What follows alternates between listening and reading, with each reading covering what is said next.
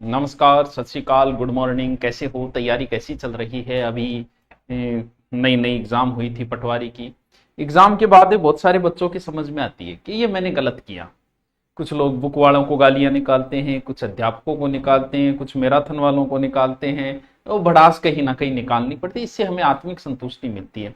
और उस समय हमें भी कोई बुरा नहीं लगता। हमें पता है बच्चा डिप्रेशन में, पेपर अच्छा नहीं गया है, तो किसी न किसी को दोष दे देते, तो इससे एक अच्छी फीलिंग आती है। कोई बात नहीं, निकाल दिया करो। उसमें पेपर होते ही किसी ना किसी को निकाल दिया करो, भले हमें निकाल दिया करो भी, इसमें क्या गलत है। लेकिन पेपर से पहले जब 15-20 दिन बचते हैं तो हमें वो गलतियां नहीं करनी चाहिए जो बच्चे करते हैं। और इस चीज का पता भी हमें एक दो पेपर देने के बाद चलता है कि यार ये मैंने गलत किया, इस समय मुझे इस चीज में समय बर्बाद नहीं करना चाहिए था, या मुझे इस चीज में समय बर्बाद नहीं करना चाहिए। अभी करंट में वैसे हर एग्जाम के लिए ही है ये कुछ रूल्स जिन्हें आप थोड़ा सा ध्यान रखें। पेपर से पहले थोड़ा सा, पेपर से बहुत समय पहले, जैसे अभी एसआई की एग्जाम तो अप्रैल में, उससे पहले आप कैसे पढ़ते हो, क्या पढ़ते हो, कोई फर्क नहीं पड़ता। आप 5 घंटे पढ़ो, 8 घंटे पढ़ो, आप कोचिंग में पढ़ो, आप ऑनलाइन पढ़ो, या आप यूट्यूब पे पढ़ो, कोई फर्क नहीं पड़ेगा। अच्छी तैयारी हो रही है, भले कहीं से पढ़ो, बस पढ़ो। लेकिन अंतिम समय के जो 15 से 20 दिन होते हैं वो बड़े महत्वपूर्ण दिन होते हैं। उन्हें आप बर्बाद करते हो कहीं भी, तो वो नुकसान होगा आपको। 20 दिन बाद आपको नुकसान होगा जिस दिन पेपर हॉल में बैठोगे। जैसे अभी 4th ग्रेड का एग्जाम है, जिसमें हिंदी 20 नंबर की है आपकी, अंग्रेजी जैसे 15 नंबर की है, जीके आपका 70 नंबर। इसका मतलब महत्वपूर्ण पार्ट आपका क्या है? जीके है। लेकिन कभी ये न मत सोच लेना, क्योंकि अब ज्यादा दिन नहीं बचे हैं इसके, ये मत सोच लेना कि बहुत पोस्ट है, 50,000 है, नाको लाग जाएगा। तो फॉर्म भी 23 लाख भरे गए हैं, शायद रिकॉर्ड तोड़ फार्म है ये आज तक के। और हर किसी ने भरे, आप ये सोच रहे हो सब ने भरे?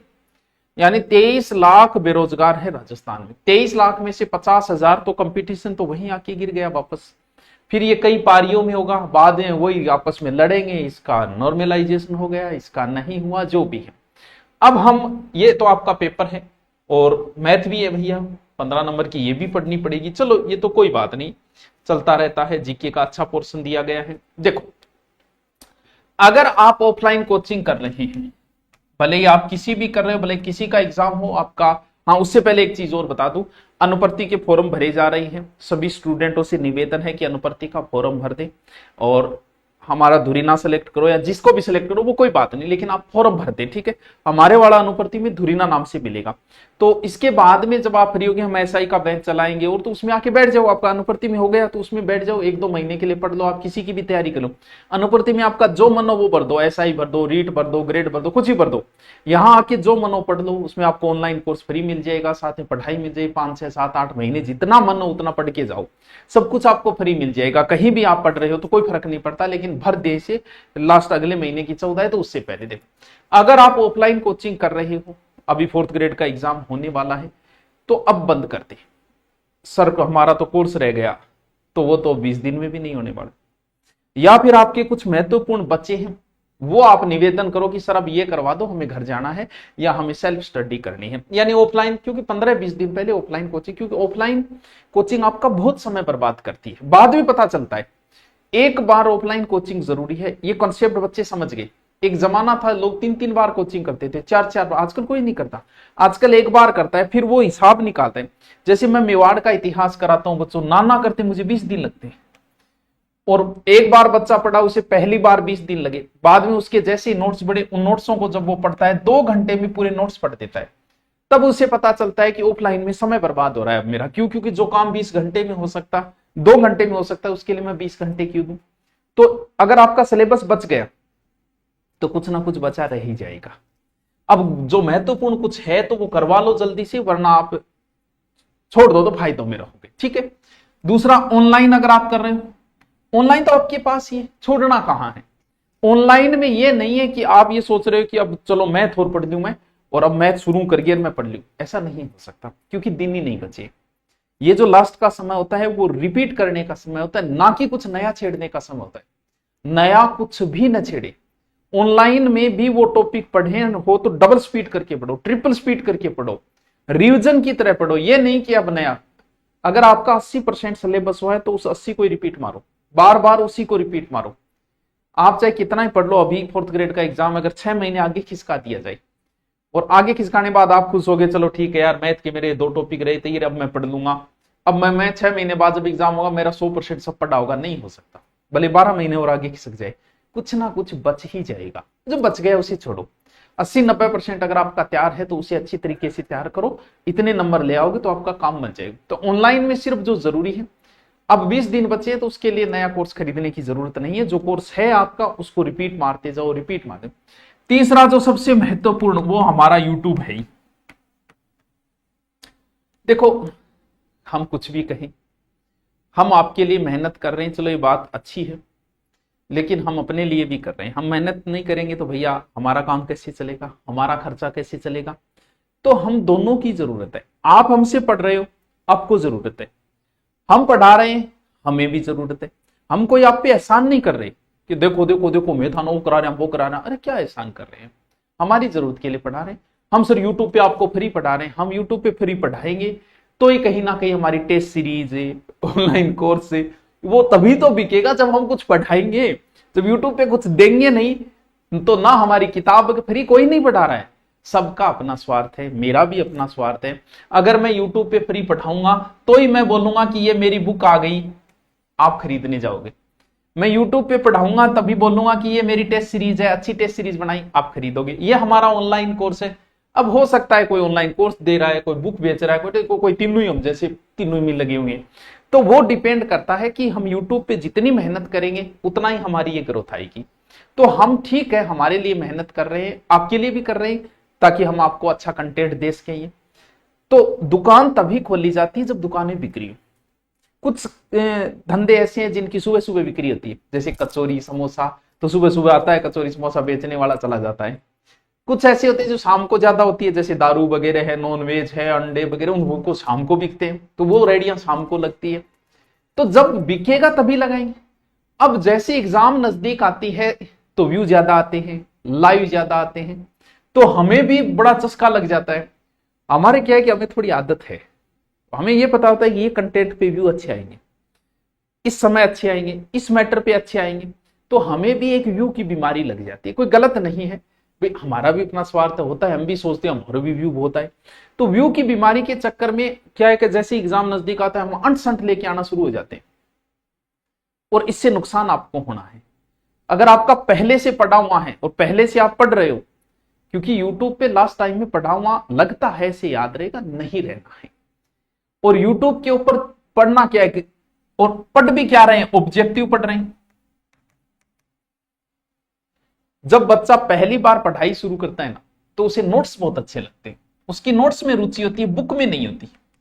बुक पढ़ने का मन नहीं करता उसे। जब पहली बार आप पढ़ना शुरू करते, बहुत कम रेयर केस बच्चे होते हैं जिनकी सीधी बुक में रुचि होती है, नोट्स नहीं पढ़ते। वो शुरुआत में नोट्स में रुचि बनती है।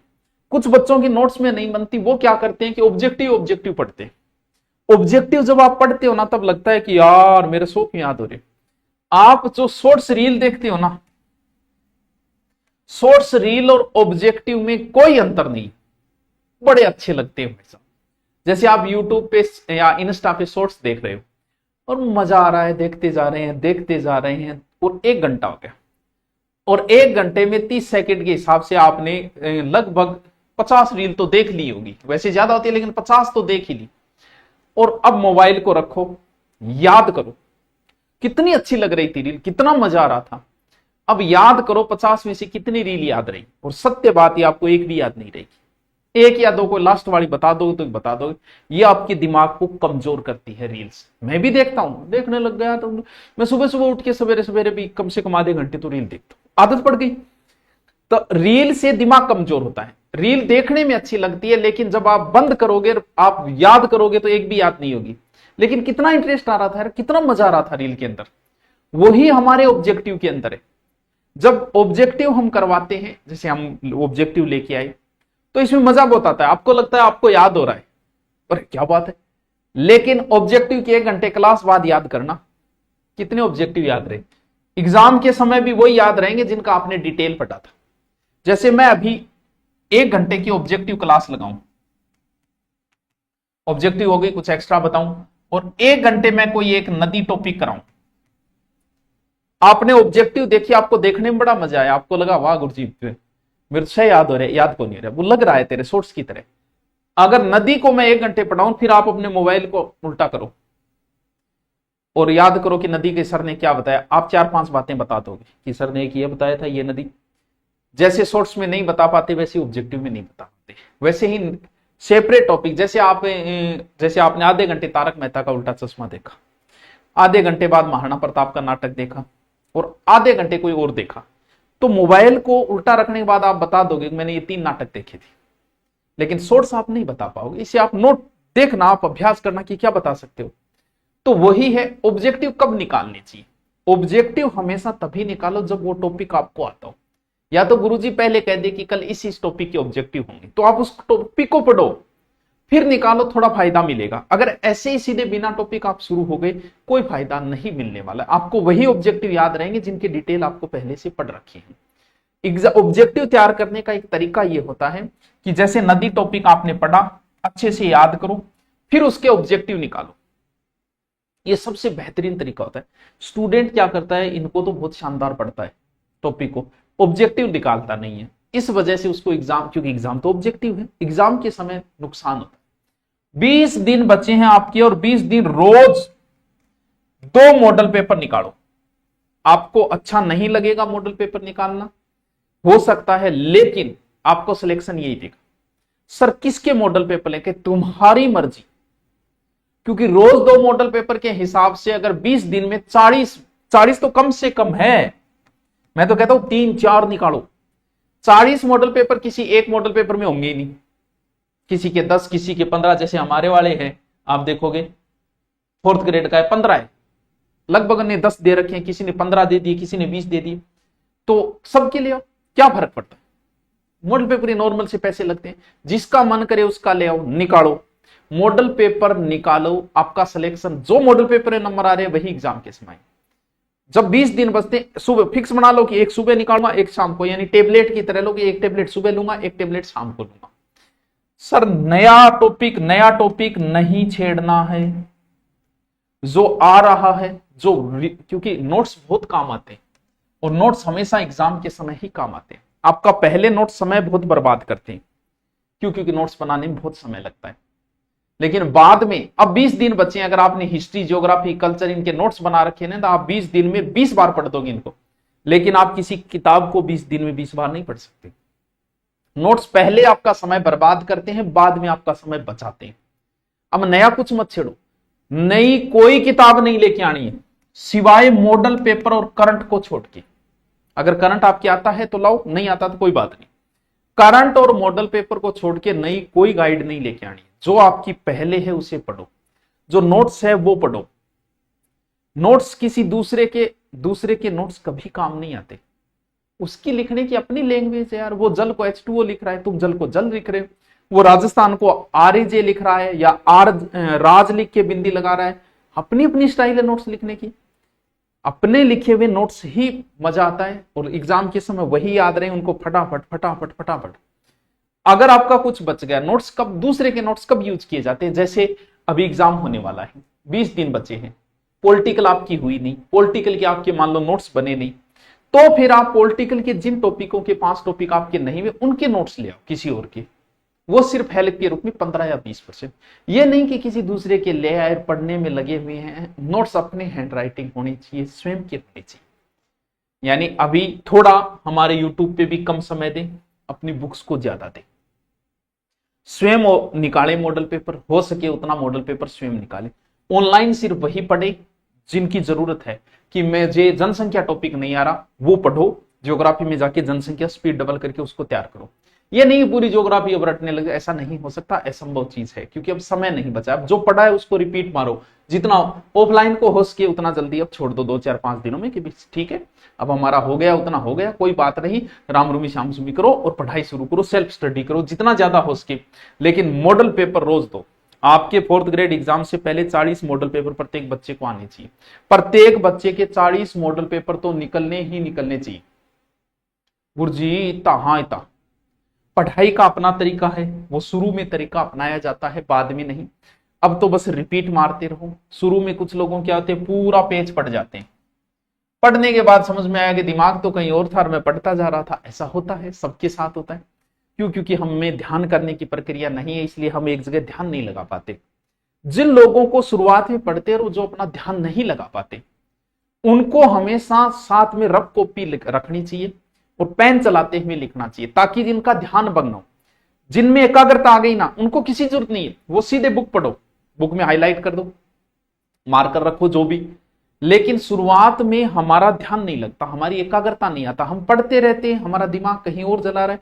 वही बात, हम भोजन खा रहे हैं, सोच कुछ और रहे हैं, हम गाड़ी चला रहे हैं, सोच कुछ और रहे हैं। क्यों? क्योंकि हमारे दिमाग की विशेषता है कि जहां है वहां वो टिकता नहीं है। लेकिन जब नहीं टिकता तो उसको टिकाने के अपने तरीके हैं। तो उस तरीके में यह है कि जब आप पहली बार पढ़ रहे हो, किसी भी टॉपिक को पढ़ रहे हो, जैसे आप एकीकरण पढ़ रहे हो, तो आपके बराबर में रफ कॉपी चलनी चाहिए। आपने पढ़ा कि एकीकरण जो है 7 चरणों में पूर्ण हुआ। तो 2 तरीके हैं, या तो आप 7 लिख दो या चरण लिख दो, दोनों में से एक चीज, या तो प्रश्न लिखो या प्रश्न का उत्तर लिखो, बराबर पेन चलना चाहिए। एकीकरण में 8 वर्ष 7 माह 14 दिन लगे, या फिर आप ये लिख दो समय। एकीकरण के समय इंग्लैंड का प्रधानमंत्री एटली, या तो एटली लिख दो या पीएम लिख दो। एकीकरण के समय वायसराय माउंटबेटन था, या तो माउंटबेटन लिख दो या वायसराय लिख दो। एकीकरण के प्रथम चरण का नाम मत्स्य संघ है, या तो प्रथम चरण या मत्स्य संघ, बराबर चलता रहना चाहिए, बार बार रिपीट करते हुए। अब आओ, अब आपने प्रश्न लिखा या उत्तर लिखा वो आप जानो। मान लो कि आपने उत्तर लिखा, तो आप देखो ये 7 के हो चरण, 8 7 14, भाई 8 7 14 क्यों आप भूल गए? आओ वापस उसमें देखो। अच्छा, समय हो तो एटली प्रधानमंत्री हो, माउंटबेटन अच्छा वाइसराय हो, मत्स्य संघ पहलो चरण। ये शुरुआत में, बाद में जब आप में एकाग्रता आ जाती है फिर आप रिपीट करते रहो, लेकिन शुरुआत में आपका बराबर पेन चलना चाहिए। तो अभी आपका एग्जाम है, आपको बहुत बहुत शुभकामनाएं। हमारी जो हिंदी चल रही है वो चलती रहेगी। वो हिंदी कोई 4th ग्रेड के हिसाब से नहीं है, मैं कह रहा हूं अब आप सेल्फ करो, ज्यादा से ज्यादा सेल्फ पे ध्यान दो, ऑब्जेक्टिव निकालो, स्वयं ऑब्जेक्टिव निकालो ज्यादा से ज्यादा, क्योंकि यूट्यूब पे आपका समय बर्बाद होता है। जो ऑब्जेक्टिव मैं यूट्यूब पे मुझे कराना है, 50 ऑब्जेक्टिव कराने में 1.5 घंटा लगता है, आप स्वयं उसे पढ़ोगे तो 10-15 मिनट में पढ़ दोगे। तो समय को थोड़ा सा बचत करें, दिन कम बचे, लास्ट दिनों में जितना पढ़ा है वो काम आ जाएगा, कहीं दिमाग में अटक गया आपका काम बन जाएगा। अभी आप समय की बचत करो, मॉडल पेपर निकालो, करंट पढ़ना है करंट की बुक लाके पढ़ो, और ज्यादा से ज्यादा रिवीजन। जो पहले के नोट्स बने नया मत छेड़ना, ना नई कोई किताब लेके आनी है, ना कोई नोट्स लेके आनी, तुम्हारे पास है वो माल पर्याप्त है, बस यही सोचो कि मेरे लिए पर्याप्त है। क्योंकि पढ़ने से सिलेक्शन नहीं होता है, क्या पढ़ना और क्या नहीं पढ़ने से सिलेक्शन होता है। तो आप सबको बहुत बहुत शुभकामनाएं, तैयारी के लगे रहें। हाँ, अभी मॉडल पेपर हम आपको ऑनलाइन भी देंगे, जल्दी दूरी ना पे, 2-4 दिनों में आपको ऑनलाइन उपलब्ध हो जाएगा, ऑफलाइन आप मार्केट से ला सकते हैं। Okay, thank you.